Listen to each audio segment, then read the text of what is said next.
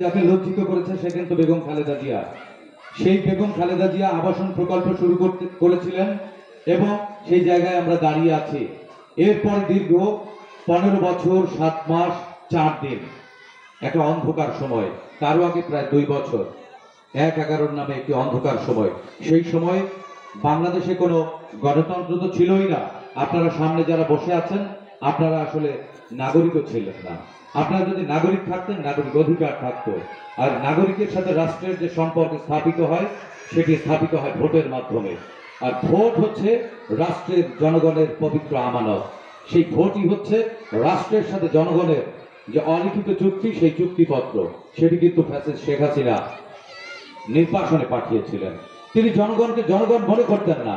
তিনি তার বাবার স্বপ্নের দোহাই দিয়ে, মুক্তিযুদ্ধের চেতনার দোহাই দিয়ে এই সাধারণ মানুষকে আস্থা করে ছুড়ে ফেলেছিলেন। সাধারণ মানুষের দুঃখের কথা, কষ্টের কথা, ব্যথার কথা বলতে পারতেন না। বললেই কালা কানুন, আইসিটি অ্যাক্ট, নানান ধরনের অ্যাক্ট এবং রাষ্ট্রদ্রোহের পর্যন্ত মামলা হয়েছে।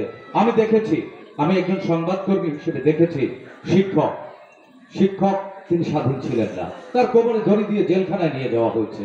একজন আইনজীবী, তার কোমরে দড়ি দিয়ে জেলখানায় নিয়ে যাওয়া হয়েছে। হাজার হাজার কোটি টাকা লুটপাট করে সালমান এফ রহমানরা বিদেশে টাকার প্রাসাদ করেছেন। অথচ এই আপনারা যারা সামনে বসে আছেন না, কৃষক জেলে, আপনাদের কৃষি ব্যাংক থেকে 5,000 টাকা লোন, তাও কিন্তু বেনামে আপনাদের নামে তারা উঠিয়েছে। মামলাটি হয়েছে আপনাদের বিরুদ্ধে, কোমরে দড়ি পড়েছে আপনাদের। অথচ উন্নয়নের দোহাই দিয়ে আপনাদের মাথা বিক্রি করে হাজার হাজার কোটি টাকা লুটপাট করা হয়েছে। জুলাই গণ অভ্যুত্থান কিন্তু 36 দিনের কোন আন্দোলন না, দীর্ঘ 17 বছরের লড়াই সংগ্রামের চূড়ান্ত পরিণতি ছিল জুলাই। এই প্রেক্ষাপটটি তৈরি করেছে কে তৈরি করেছে?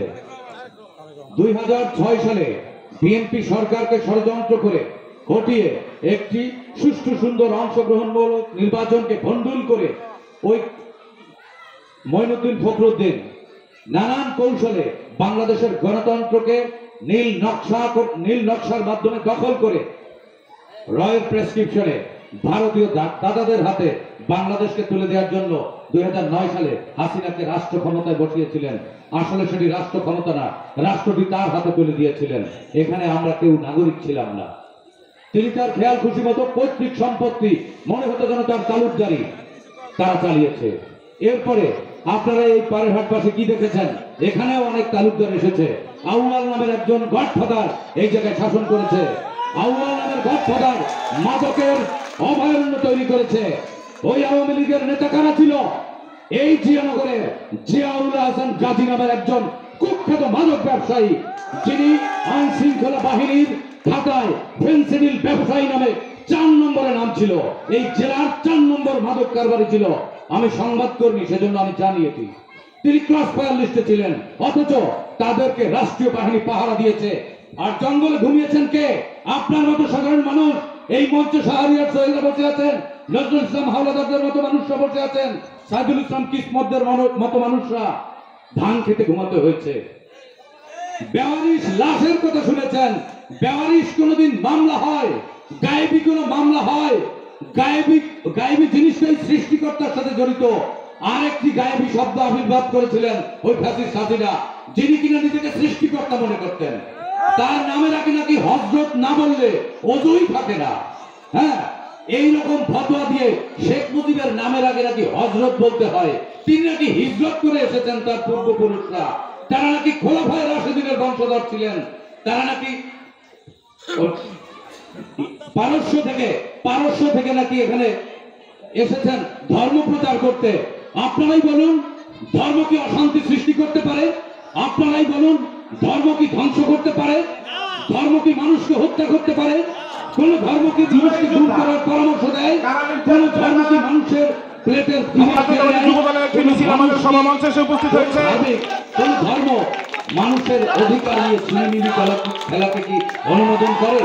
যদি না করে তাহলে সে যদি করেছে সেটি হচ্ছে জুলুমকারী।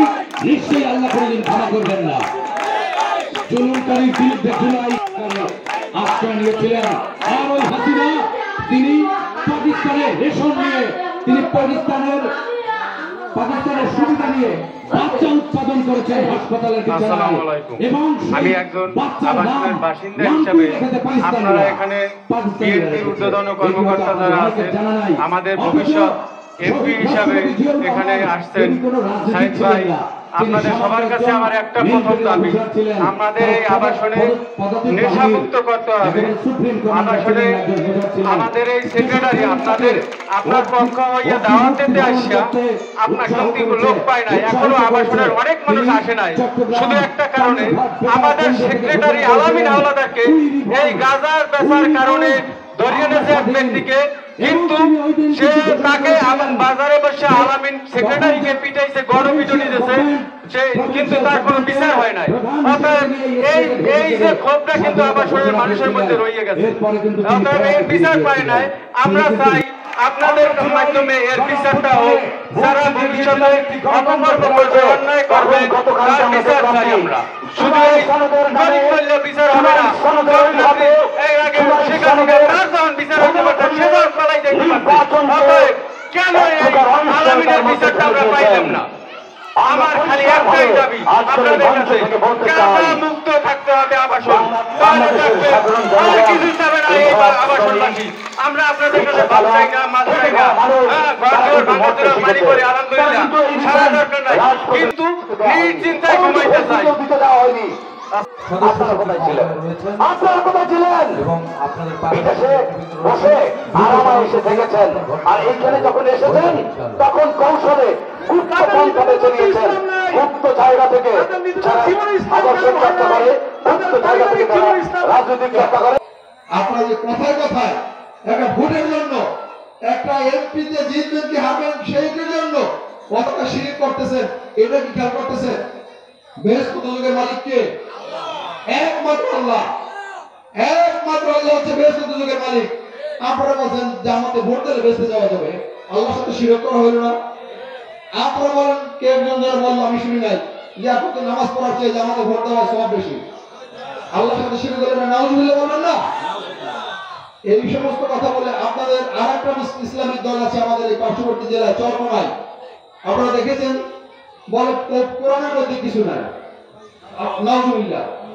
এইভাবে এই ধর্ম ব্যবসায়ীরা বাংলাদেশের রাজনীতিকে অস্থিতিশীল করার জন্য একটা অপকৌশল নিয়ে মানুষের ধর্মীয় অনুভূতিকে আঘাত করে, মানুষের ধর্মীয় অনুভূতিকে কাজে লাগিয়ে সারা বাংলাদেশে ছড়িয়ে পড়েছে। এদের থেকে আপনাদেরকে সাবধান থাকতে হবে। আগামী নির্বাচনে উনি ওইভাবে করবে। পরিশেষে নবনির্বাচিত সভাপতি পিরোজপুর জেলা যুব দলের সাবেক যুগ্ম সম্পাদক তারা দেয়। প্রিয় বন্ধুরা আমার, কিন্তু দুই একটি কথা না বললেই নয়। আপনারা যারা ইউআই যুব সমাজ আছি, তারা কি জানি আমরা কারা? আমরা হচ্ছে আগামী দিনের ভবিষ্যৎ। এই আগামী দিনের ভবিষ্যৎ নিয়ে